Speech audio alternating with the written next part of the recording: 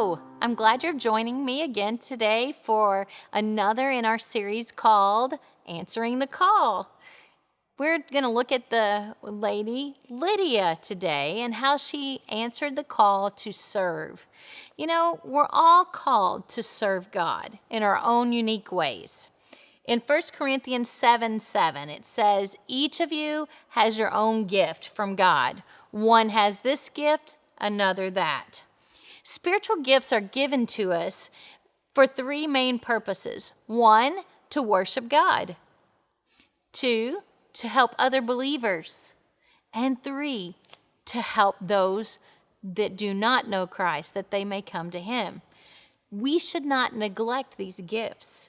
Today, we're going to focus on Lydia and the gift that she had and how it impacted the Church of Jesus Christ. So, how can her gift, how can our gift serve the Lord? Let's find out. Let's go to Acts 16, verses 9 through the first part of 15. Read with me. During the night, Paul had a vision of a man of Macedonia standing and begging him, "Come over to Macedonia and help us."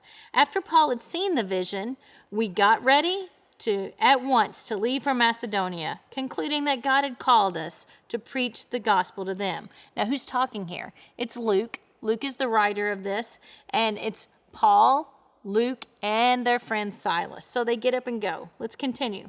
From Troas, they went across the sea and sailed straight to Samothrace, and then the next day they went on to Neapolis, and from there they traveled to Philippi, a Roman colony and the leading city of the district of Macedonia. And we stayed there several days. All right, they're in Philippi.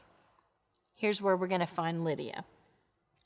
On the Sabbath day, we went outside the city gate to the river, where we expected to find a place of prayer. We sat down and began to speak to the women who had gathered there.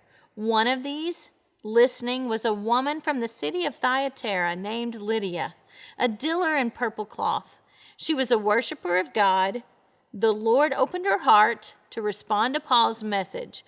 And when she and the members of her household were baptized, something great happens. And we'll get to that in a minute, okay? Let's look at Lydia for a minute. Let's see where she comes into play here. Paul has answered what we call the Macedonian call, the vision. He and his buddies have gone to Macedonia. The main city is Philippi. It's the main city in the northern part of Greece. They spent several days there, probably scoping out their mission plan. And normally, Paul would always look for that synagogue first because he wanted to take the message of Jesus to the Jews. But guess what? In Philippi, there was no synagogue. Now, what did it take to have a synagogue in a city? Only 10 male Jews were required to have a synagogue. What does that tell us about the city of Philippi? There are not even 10 male Jews in this city.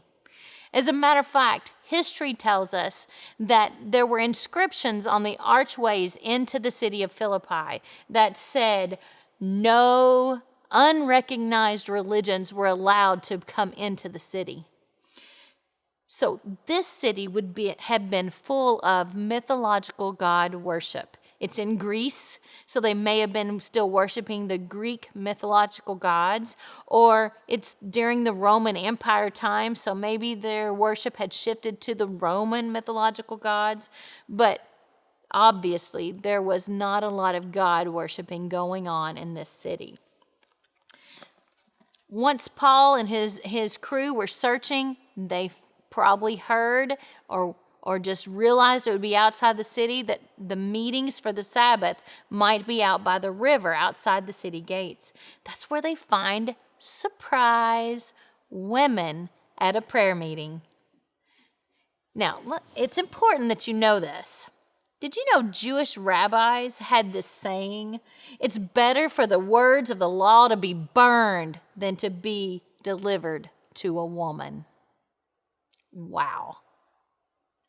But Paul must have somehow lost that prejudice. He was trained to be a rabbi. He was trained to be that leader, but he somehow in his salvation experience and his knowledge of Jesus knew Jesus came for all men and women. So he began to teach these women, and Lydia was in the crowd. Scriptures only mention Lydia a couple of times, but that does not stop us from learning a great deal about this woman. It said that she was from a city named Thyatira. She was a dealer of purple, and she was a worshiper of God. 3 main things. Let's talk about the city Thyatira for just a minute. It's a city in Asia Minor. It was known for all of its manufacturing and textile industry. It was along the major trade route to the east, along the Roman Empire trade route. It was a very wealthy city, known for brass industry, bronze, pottery, wool, leather, and dyeing of textile. Specifically, there was a brilliant purple dye that they had in their community because it came from a rare shellfish in their area. This made it very expensive, a very expensive commodity that they would dye their textiles with. Lydia is a dealer of purple in Philippi at this time, dealing with this expensive cloth. That tells us that Lydia was a very prosperous businesswoman. She still had connections back to Thyatira to be able to get that purple dye or the purple cloth that had already been dyed. She was selling the fine linens that only the wealthy could afford. Royalty is who would be able to afford buying that. She was probably very busy. She took time, though, to honor the Sabbath and worship the Lord. Despite the pagan worship going on in the city around her, we know that Lydia wanted to seek God.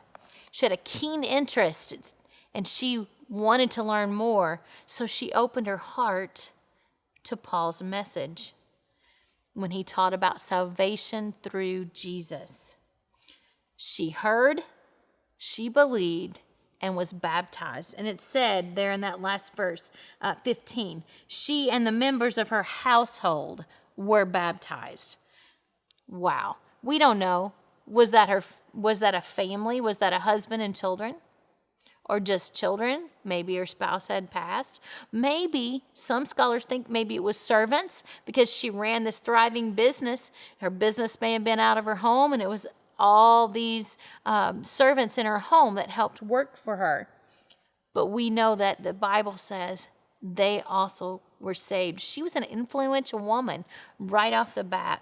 It was believed that Lydia was the very first European Gentile convert, the first one to learn about Jesus.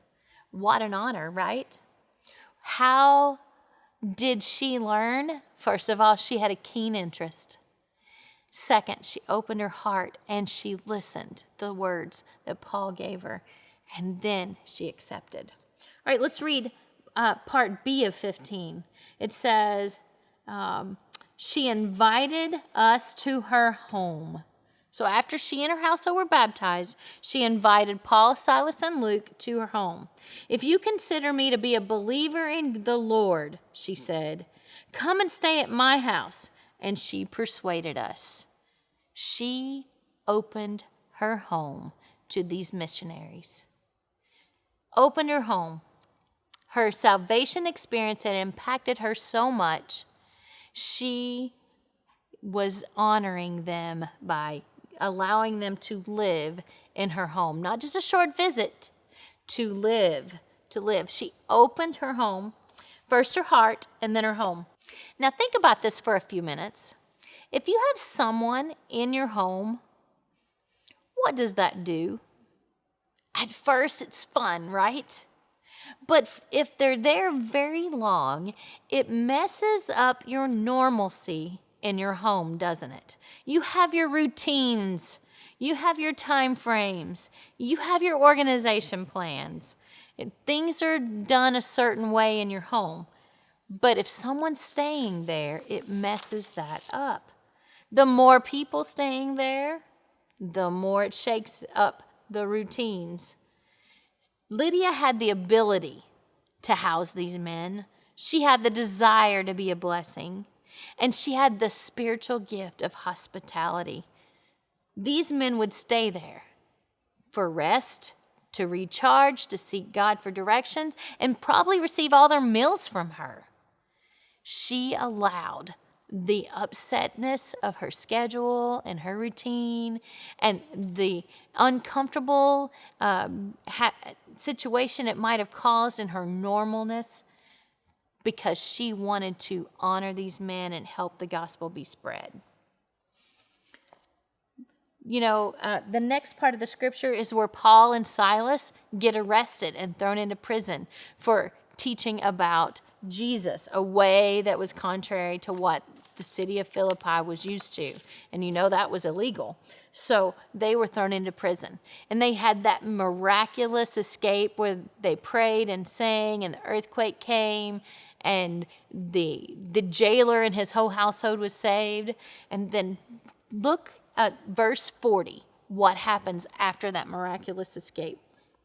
In verse 40 it says, after Paul and Silas came out of the prison, they went to Lydia's house, where they met with the brothers and sisters and encouraged them. Then they left. You can call it a small group if you want to, or you can call it the first church of Philippi. But Lydia had moved beyond welcoming 3 missionaries into her home to welcoming all the new believers. They were probably there praying for Paul and Silas to be released. They were having a church meeting in her home. Lydia's act of hospitality, her desire to serve God, opened up great avenues for the beginning church in Europe. This city that started out with not even 10 male Jews, believers in God, this city now had multiple men. It says with the brothers and sisters, multiple women, because of the teaching of Paul and his crew and because of the hospitality of Lydia. In our society, we live in gated communities and we have private phone numbers. Our homes are places more of privacy and isolation. We have this adage that we say a man's home is his castle. And what does that mean? We get to be the boss there, right? How does opening our homes shake up this idea of privacy? It shakes it up a lot, doesn't it? It disrupts this idea that we have that our home is a place to get away from the world. But as we can see from Lydia, having the gift of hospitality, opening our home to small groups or to maybe a mentee that you can mentor in some way to grow in their faith, maybe hosting youth group activities, maybe having backyard VBSs right now because of the quarantine situations, maybe community fun activities in your yard. All these ways can be ways to serve with the gift of hospitality and impact our world. It's worth a little discomfort from our privacy that we're used to. It reaches the communities just like it did in Philippi. Are there other ways that you can show hospitality besides your home? Yes. You can serve on hospitality teams in your church. That's the first point of contact that new people coming to your church sees. It's crucial. You can show hospitality with courteousness when you're in town or at your job. Your attitude, being hospitable, can happen anywhere, and it can impact people to wonder, why are you so nice? And then it opens the door for you to share your faith. Our church has been blessed with the opportunity to work at concession stands for our local football team. That's hospitality. That is a gift of sharing wonderful, wonderful kindness and generosity to others. There are many ways you can show hospitality without just using your home. We should accept that. I think about before COVID, when you didn't want to touch anybody else's cart, but used to, you could pull a cart that you see in the parking lot up to the store and help the people out. Or one thing we want to do is if you see trash lying around, even if you didn't throw it there, that's an act of hospitality. If you pick it up and you throw it away, it keeps our world clean, but also it shows that you want to serve others. You want to serve God. So acts of hospitality can happen not just at your home. We should all be finding ways to show hospitality. Now, maybe you're not sure. What has God called you to do? What is your spiritual gift? I dare say we can all start with the gift of hospitality. We can all show Christ through our kindness and our cheerfulness and our reaching out to others. It's every believer's responsibility to take the gospel to all people. We can use our God-given gifts to step out in faith. Lydia had the wealth. Maybe we don't have the wealth, but God will use us anyway.